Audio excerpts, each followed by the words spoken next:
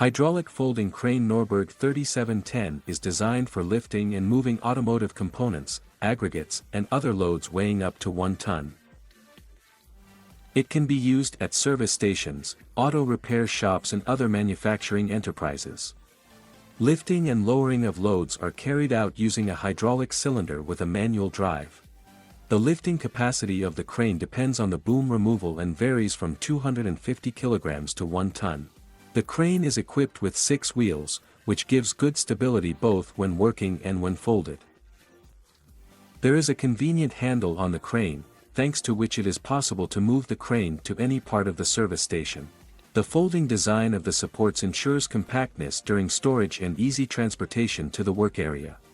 Cargo fixation is provided by a hook equipped with a carabiner. The device is completely autonomous and does not require additional devices.